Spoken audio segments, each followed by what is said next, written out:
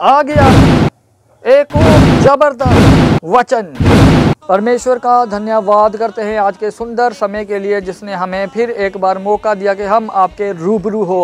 हर बार की तरह इस बार भी मैं आपके लिए लेकर आया हूँ एक ज़बरदस्त कलेक्शन जो आप अपने मोबाइल स्क्रीन पर देख रहे हैं। तो देरी ना करते हुए चलते हैं वर्ड ऑफ गॉड की ओर। Let's go. परंतु जो पर स्त्री गमन करता है वह निरा निर्बुद्धि है और अपने प्राणों का नाश करना चाहता है, वही ऐसा करता है। उसको घायल और अपमानित होना पड़ेगा, उसकी बेइज्जती, उसकी नामधराई कभी भी मिटेगी नहीं। जीसस ने कहा तू व्यभिचार नहीं करना। जब आप मसीह में आ गए तो परमेश्वर यह चाहता है आप एक सर्टन लेवल की पवित्रता को मेंटेन करके रखें। और क्यों जीसस ने कहा मालूम तुम व्यभिचार ना करना?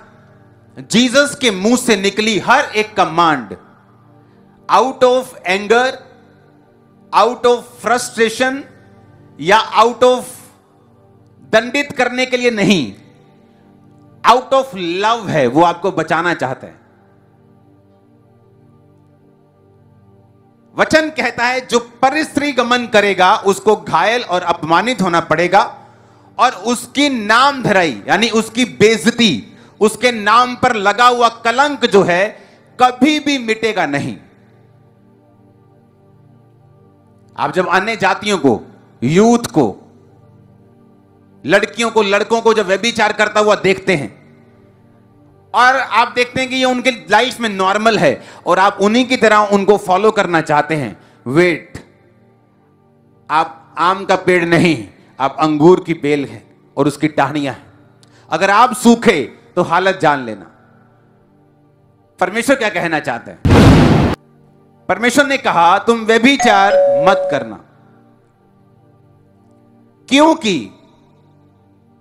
एक व्यक्ति जब मसीह में आ गया और अगर उसकी शादी है, हो चुकी है, अपने पार्टनर के अलावा अगर वो किसी और के साथ गलत काम करता है या वो कुंवारा है और किसी वेश्या के साथ, किसी व्यक्ति के साथ वो गलत काम करता है, तो बाइबल ऐसा कहती है कि वो एक कि मनुष्य जब उसकी शादी होगी वो अपनी पत्नी के साथ एक तन होगा और उससे मिला रहेगा।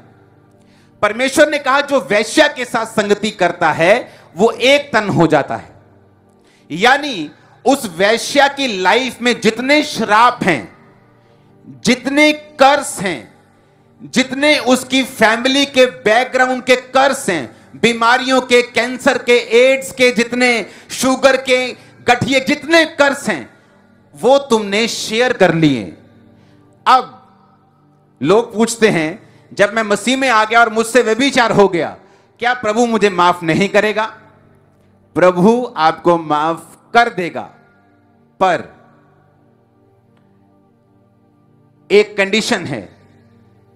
आप रास्ते में मान लो जा रहे, एक बंदा जा रहा है रास्ते में, उसका एक्सीडेंट हो गया और उसकी एक बाजू टूट गई और डॉक्टरों ने उसे काट दिया क्योंकि वो रफ ड्राइविंग करता था, शराब पी के रोड पे निकल जाता था, मस्तियां करता था रोड पे और उसका एक्सीडेंट हुआ, एक बाजू काट दी गई। उसने फिर फैसला किया आज से मैं शराब नहीं पीऊंगा और जब रोड पे जाऊंगा अच्छी रीति के साथ चलूंगा और कभी भी मस्ती नहीं करूंगा और कभी भी शरारत नहीं करूंगा।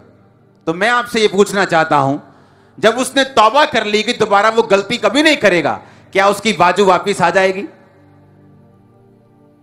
मैंने कहा क्या उसकी बाजू वापिस आ जाएगी? नहीं आएगी ना। उसी तरह से जब एक आत्मा में आप गलती करते हैं, एक व्यभिचार करते हैं, प्रभु आपको माफ कर देगा अगर आपने माफी मांगी है, दोबारा ना करने का आपने निश्चय किया है। पर जो बाजू, जो आत्मिक आंख आपकी कट चुकी है, वो तमाम उम्र तक, आपकी लाइफ के मरते दम तक आपको उसे सहना होगा, चाहे आपने माफी मांग ली है तो भी। जितनी औरतों के साथ आप सोते जाएंगे उतना अधिक घायल और अपमानित आप होते जाएंगे।